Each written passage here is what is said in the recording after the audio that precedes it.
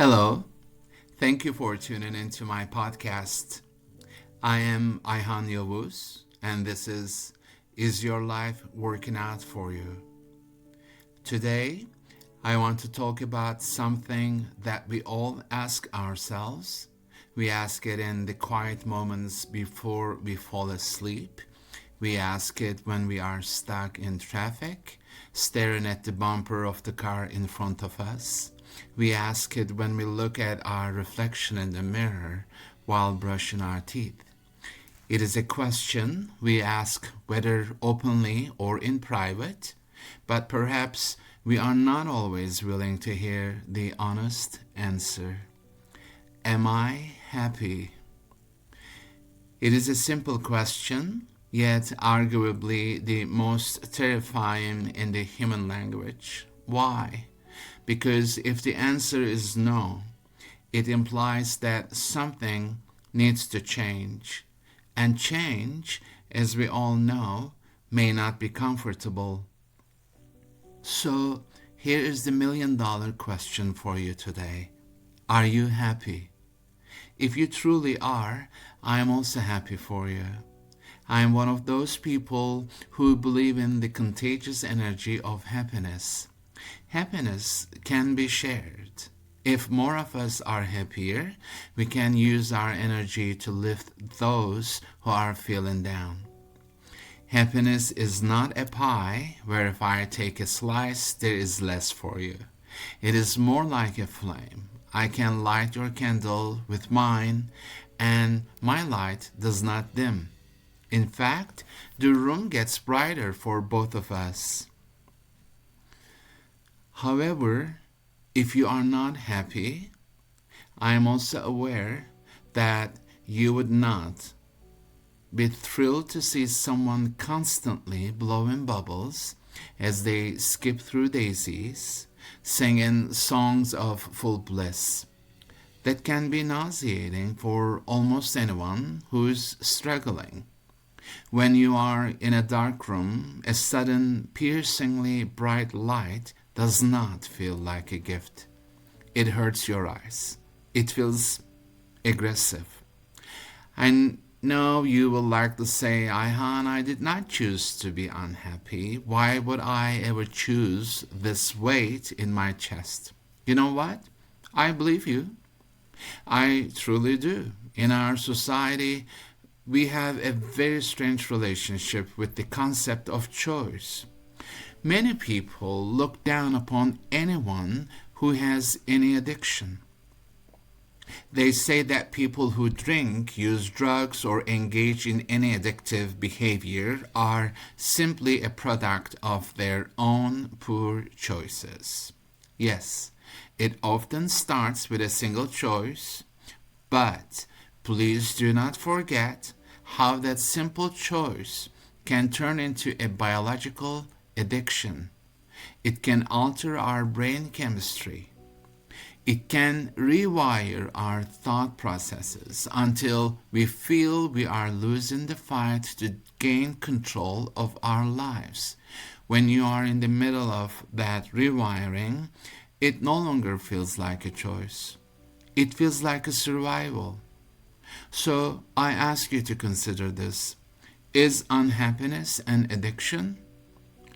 Is it possible that our brains get used to the hit of cortisol and adrenaline that comes with stress and dissatisfaction? Do we become so familiar with the heavy coat of misery that we feel naked and vulnerable without it? Before you answer, please do not judge yourself. Do not judge anyone without listening to their side of the story. We do not start our day saying, I will make sure that I make myself miserable today. No one wakes up, stretches, and thinks, I hope I have a terrible afternoon. Yet, life happens, does it not?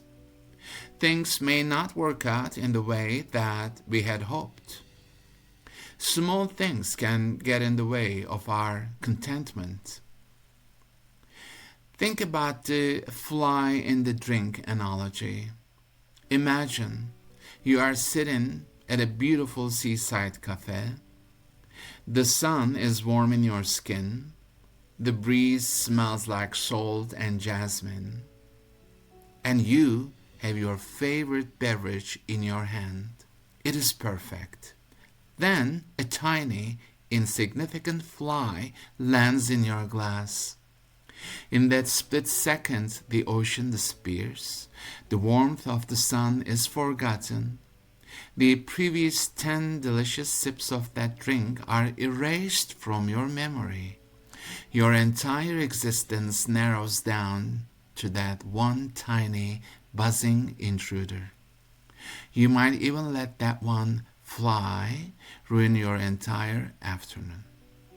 Something so small has the power to stop you in your tracks, diverting your entire state of being into discontent. And we witness that shift. We feel that something within us is changing for the worse, yet we remain paralyzed. We forget to focus on all the wonderful things we have in our lives, the air in our lungs, the roof over our heads, and all the beautiful people who are always there for us. Instead, we waste our precious energy on the ones who get under our skin. If you experience 99 beautiful things during the day but one negative thing, what do you find yourself mostly occupied with when you put your head down on your pillow? Right. Most of us will likely be thinking about that one negative thing as we quickly dismiss all the good. Why are we so quick to take for granted the positive, but give our time and energy to dissecting the negativity that caused us some unhappiness? Let me ask you again, do you think we choose to be happy or unhappy? My answer to that is that we have the opportunity to pause. We have a tiny window of time between an event happening and our reaction to it. In that window, we choose where we want to spend our time and energy. I understand this may not be easy. It is like training a muscle that has been weak for a long time. Here's what I suggest. If you find yourself in a situation where the dominant feeling is causing you unhappiness, such as sadness, anger, frustration, disappointment, or even a sense of worthlessness, before losing your hope, I want you to breathe into that experience. Do not try to fix it immediately. Stay in it for a bit. Embrace it without trying to understand exactly why it happened to you. We often torture ourselves by asking, why me? Or why now? Sometimes there is no why that will satisfy you. There is only what. What am I feeling right now? Now, here's the fun part. I want you to find the courage to answer this question with full honesty. Is your unhappiness caused by the others in your life? Is it caused from within, or is it both? For most of us, the answer is both. Life does not come with an itinerary of the events that we will experience. Therefore, sometimes, even when we really do try to remain positive, something beyond our control or actions can cause us unhappiness. Happiness is a state of mind that requires learning to train our minds to embrace what is happening. I know it sounds easy to say that. Hey, just change your mind. Do not focus on that. Don't worry about it. So you get the idea. But do we really want to hear that? Do those people truly understand the state we are in? Can they really use their magic wands to eliminate the unhappiness we are experiencing? Of course not. Because unhappiness can be manifested from within as well as through external influences, the antidote can also be found in both places. Speaking of the external, do you know who or what in your life and around you can unconditionally offer themselves to you to lift you? Nature, animals, and children are usually the ones who share their love with ease. When you notice a flower pushing through a crack in the sidewalk, how do you feel? When you see children playing in the rain, laughing and splashing without a care for their dry clothes, how do you feel? When someone you love hugs you and holds you without saying a word, how do you feel? When you are kind to yourself, when you finally stop the internal critic, how do you feel?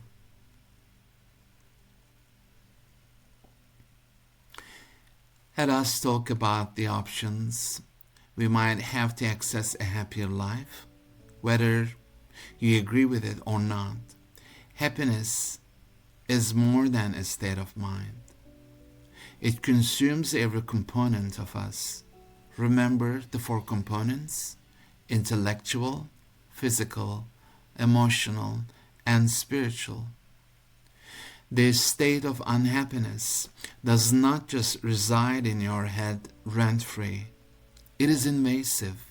It will take over more than just the mind. Intellectually, unhappiness manifests as brain fog or repetitive looping thoughts. Happiness here looks like clarity and the ability to focus on solutions rather than just problems. Physically, unhappiness lives in your tight jaw, your hunched shoulders, and your upset stomach. Happiness is the feeling of your muscles letting go. Emotionally, unhappiness is a heavy blanket. Happiness is resilience to know that even you feel sad today, your core remains intact. Spiritually, unhappiness is the feeling of being orphaned by the universe. Happiness is the quiet click of connection, the feeling that you belong here. Let us do this together. Please take a deep breath and exhale. Again, if you are truly happy, hearing that makes me truly happy. If you are not happy, before pointing fingers at anything or anyone, and more importantly, before pointing fingers at yourself, remind yourself that the state of unhappiness, therefore the state of suffering, is temporary. In Buddhism, there is a saying that all conditions are impermanent. This means that even when it does not feel like it will pass, the state of unhappiness will pass. So do not get lost in the reasons you might be unhappy in the first place. First, you acknowledge it. Then, do your best to feel it in your body. There are messages and signs in our lives, and sometimes the really obvious ones somehow remain hidden from us because we are too busy to see them. So take a break. Do not try to investigate the root cause of your unhappiness right now. Here's an exercise for you. I want you to think about something that you are not happy about. It can literally be anything. Remember, do not ask the question why. And better yet, do not try to find an answer. Just sit with it. Breathe into it. Where did you feel that in your physical body? I'm serious. Where did you feel the effect of sadness in your body the most? Your head? Your lower back? Your stomach? Where? Now, try to think of anything or anyone that as soon as they enter your awareness makes you happy. Maybe it is your dog wagging its tail or the memory of a perfect sunset. Okay, sit with that feeling of happiness. Tell me, where do you feel that in your physical body? You will find out that although we cannot hold the feelings in our hands, they still make themselves known in our physical bodies. We have energy centers in our bodies that correspond to how we are showing up in our lives. Unhappiness, just like happiness, has the power to affect our energy. Here is the choice I was talking about. The feeling of unhappiness will not leave your physical body right away. And you need to accept that. See that as an invitation to an awakening. You are being presented with an opportunity to wake up. Whatever stubbornly keeps showing up in your life that causes you unhappiness is not going to go away until you address the energy behind it. That is why you get to ask yourself, what can I do about it? Some people are not willing to change. If you are in a relationship that you are not happy about, do you think you can do something about it? If you are not happy in your life, do you think you can do something about it? I created this podcast to start this conversation with you. If you are listening to this, reach out to me. Share your specific example with me. Let us see what can be done about it. Wouldn't you rather invest your energy in experiencing happiness than trapping yourself in the entrampment of unhappiness? I am Ayhan Yavuz, and thank you for tuning into my channel today. I wish you lots of happiness and the ability to notice the signs in your life. Bye for now.